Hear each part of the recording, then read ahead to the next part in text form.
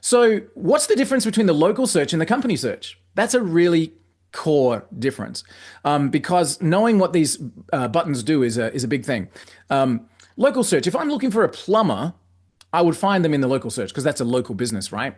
If I'm looking for an HVAC or even an accountant or somebody that is in the community, I would find them in the local search. When would I use the company search?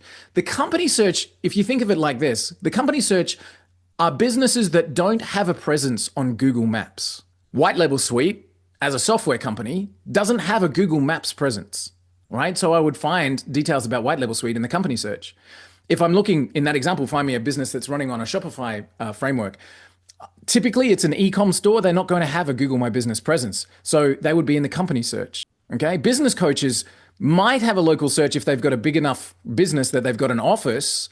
But if it's just a single operator, 9 times out of 10, you won't find them on the local search. Local search starts with Google Maps. That's just the starting point for our data coming in. Company search starts for online businesses that don't have that Google presence. So in that example, how do I find businesses that are running on Shopify? Well, I could come into my company search, okay? And if I'm looking for a particular niche or business, I can come in here and say, for example, I'm looking for stationery companies, all right, that are, and here's the piece here, technologies that are running on Shopify. All right, so I can come in here, make sure I tick off Shopify. If I don't want to go so broad, I can go state by state, or I can simply type in Memphis. Let's go. All right, finally. Okay, now we're getting results coming through, of course. The other thing with local search as well is that we've had feedback that this field is confusing. And we're going to relabel this in just a week or so. You know how Google has categories of businesses?